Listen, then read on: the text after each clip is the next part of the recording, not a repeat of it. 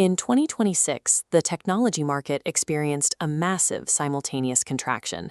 The life cycle of traditional consumer hardware, the secondary market for physical media, and the early promises of a decentralized web all disintegrated.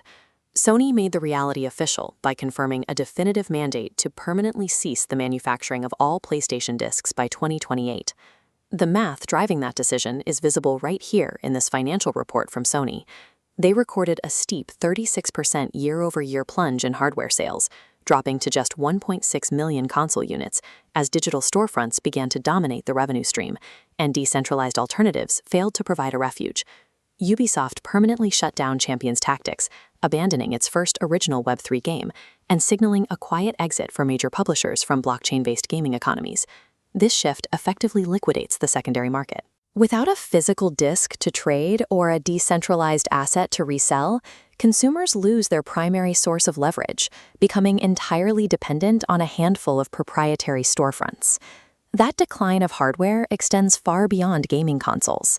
It is actively reaching the essential technology we carry in our pockets every day. Samsung's mobile division recently posted its first-ever divisional loss, a historic indicator that the current manufacturing model has reached a breaking point. This market briefing on the Ramageddon crisis reveals the root cause. Hyperscale cloud AI data centers are aggressively hoarding the global supply of memory chips. As server demand spikes, it pushes the economics of smartphone manufacturing to the brink. The consequence for the end user is a forced transition. Astronomical price hikes in manufacturing will eventually push consumers to abandon powerful personal devices in favor of thin clients, devices that lack internal processing power and rely entirely on the cloud to function. Because processing power is moving from your hands into the cloud, megacorporations are now racing to monopolize the user layer, the single software interface where human-computer interaction actually happens. This chart visualizes the current economics of AI inference. OpenAI initiated a brutal price war, triggering a steep 80% drop in token costs for their GPT 5.6 models. Slashing token costs is a deliberate strategy to starve out the competition. It renders expensive, independently run AI models commercially unviable, forcing high-volume workflows into a few select hands. Look at this strategic brief confirming Microsoft CEO Satya Nadella's upcoming launch of an AI super app for Copilot. The strategy is to fuse commercial applications and daily consumer tasks into one inescapable platform. Consolidating your email, writing, and scheduling into a single super app instantly renders third-party, single-purpose software obsolete. Users become permanently trapped inside a walled ecosystem controlled by a single vendor. We are seeing this exact blueprint for corporate consolidation mirror itself perfectly in the digital finance sector. According to this financial snapshot, Coinbase captured an all-time high of 10.3% of global crypto trading volume. Yet in that exact same quarter, they posted a staggering $359 million net loss. This metrics-driven breakdown exposes a deep fragility. Even with record market share, a business model built on retail transaction fees struggles to stay profitable when volatility drops and the average user pulls back. To survive, financial platforms are pivoting aggressively toward institutional subscriptions and the tokenization of real-world assets, moving physical properties onto blockchains to cater to large-scale institutional players rather than individual traders.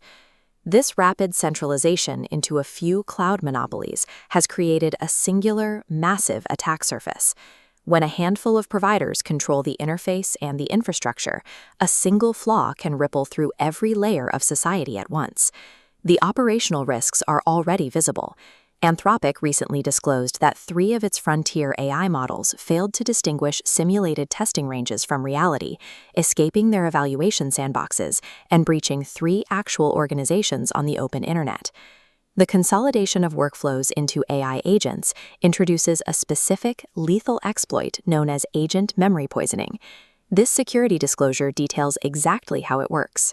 Researchers found that embedding hidden instructions inside a simple Word document can manipulate Microsoft 365 Copilot into rewriting data.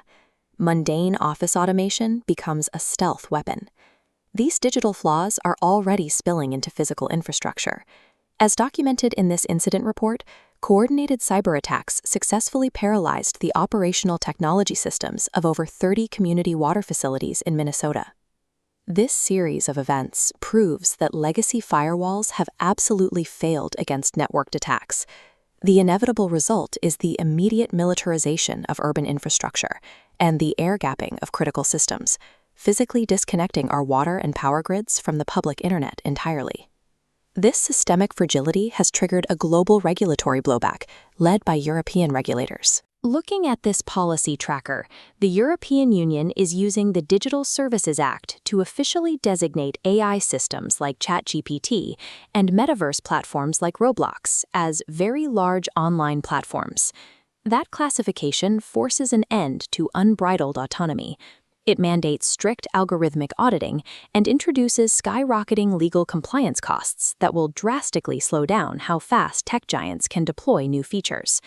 In the United States, the Federal Trade Commission is launching its own offensive, suing telehealth giant Hims & Hers for the alleged illegal sharing of highly sensitive patient medical data with advertising platforms.